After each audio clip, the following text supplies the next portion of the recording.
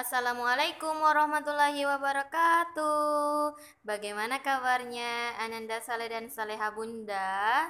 Semoga semuanya dalam keadaan sehat walafiat dan senantiasa diberikan perlindungan oleh Allah Subhanahu wa taala dimanapun Anandaku berada. Dan yang paling penting adalah semoga tetap semangat untuk belajar hari ini ya.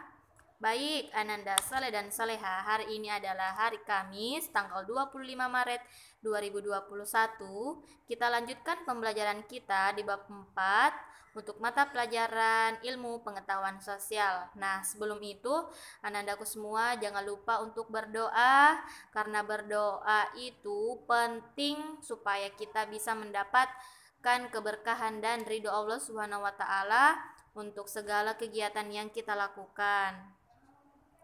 Oke, Anandaku semua, langsung saja dibuka bukunya pada halaman bab 4 di halaman 83. Hari ini kita sudah masuk bab 4, yaitu masyarakat Indonesia pada masa praaksara Hindu, Buddha, dan Islam. Untuk pertemuan hari ini kita akan membahas masyarakat Indonesia pada masa praaksara. Nah, masa praaksara atau zaman prasejarah disebut juga masa nirleka, di mana nir artinya tidak ada dan leka artinya tulisan. Zaman ketika manusia belum mengenal tulisan.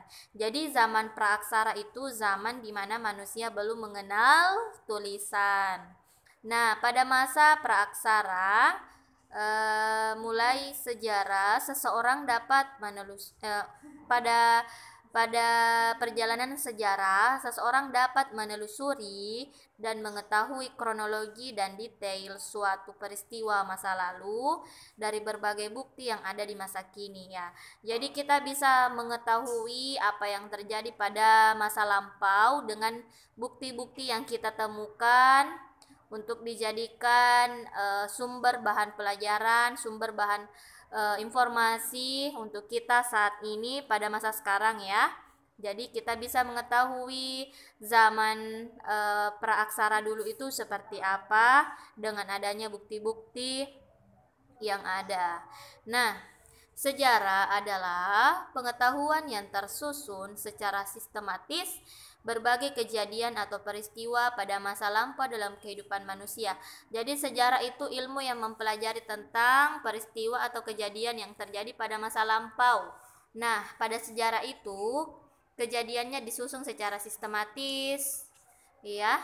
Jadi itulah manfaat dari ilmu sejarah. Kita bisa mengetahui kejadian peristiwa yang sudah lampau. Oke, kita lanjut. Dibuka bukunya halaman 84. Nah, masa praaksara di Indonesia ditinjau dari aspek geografis. Di Indonesia, terutama Pulau Jawa, para arkeolog banyak menemukan fosil tengkorak manusia serta peralatan yang digunakannya. Fosil-fosil tengkorak hasil temuan tersebut memiliki perbedaan dengan bentuk tengkorak manusia yang hidup saat ini ya. Perbedaan tersebut antara lain dapat dilihat dari bentuk tengkorak serta volume otaknya. Berdasarkan hasil penelitian, manusia modern memiliki volume otak yang lebih besar dibandingkan volume otak manusia praaksara. Ya, jadi manusia praaksara atau manusia purba itu memiliki fosil tengkorak yang berbeda dengan manusia yang sekarang. Fosil otaknya juga tengkorak volume otak manusia praaksara juga berbeda dengan volume otak manusia sekarang ya. Jadi itu perbedaannya ya. Kita volume otaknya lebih besar daripada manusia praaksara dulu. Nah, pembabakan zaman praaksara adalah sebagai berikut. Yang pertama, zaman Arkaikum berlangsung kurang lebih 2.500 juta tahun yang lalu. Zaman Paleozoikum berlangsung kurang lebih 340 juta tahun lalu. Zaman Mesozoikum berlangsung 140 juta tahun lalu, kurang lebih ya. Dan Neozoikum berlangsung kurang lebih 60 juta tahun lalu sampai kini.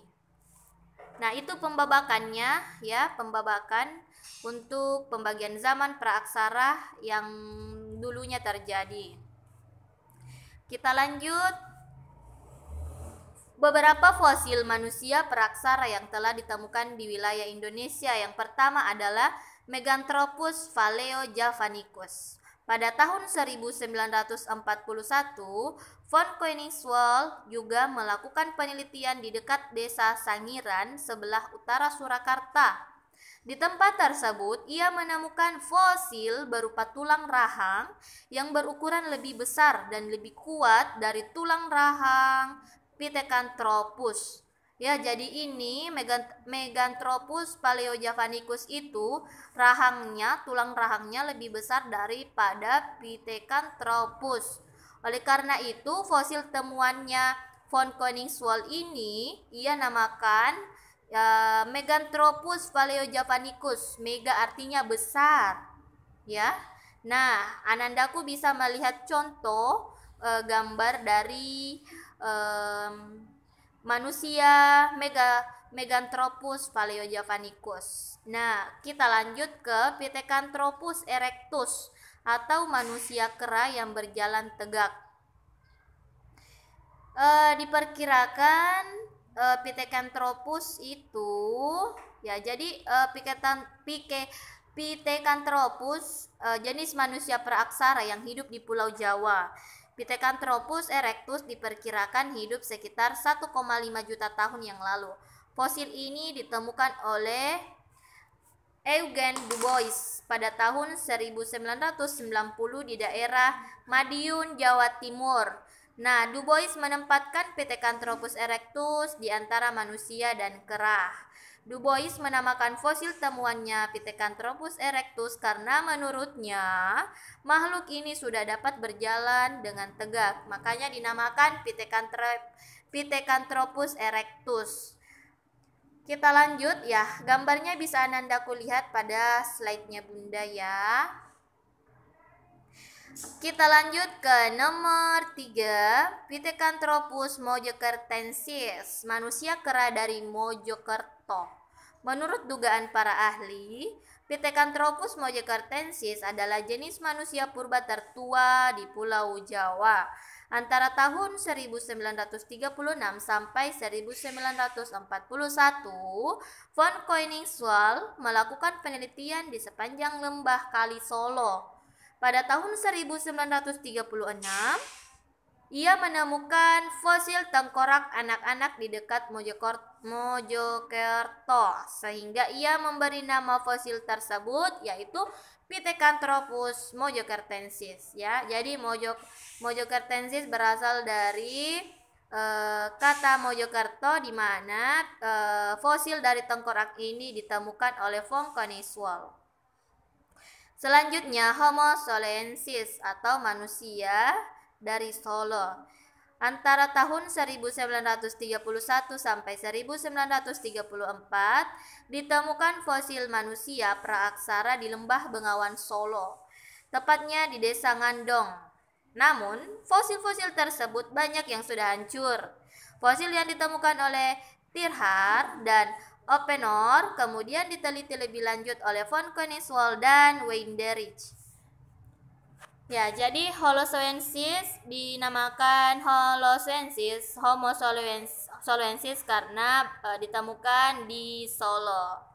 Kita lanjut ya, gambarnya Anandaku bisa lihat ciri-cirinya ya, gambarannya masing-masing manusia purba pada zamannya bisa Anandaku lihat di slide-nya Bunda.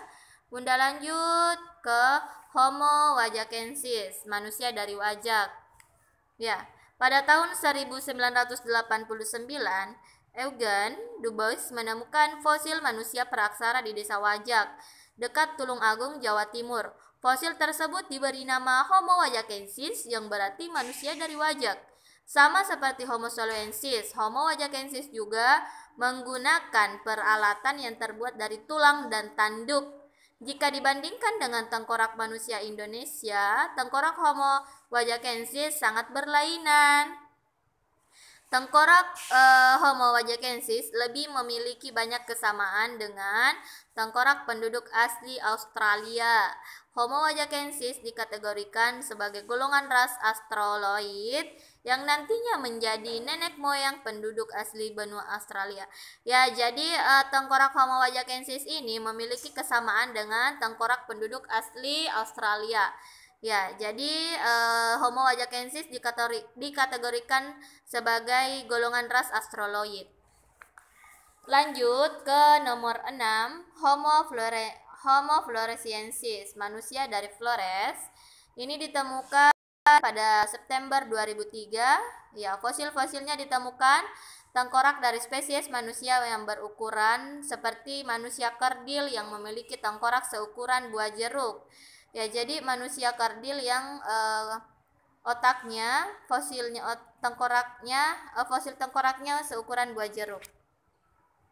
Homo floresiensis, manusia Flores, diduga hidup 13.000 tahun lalu.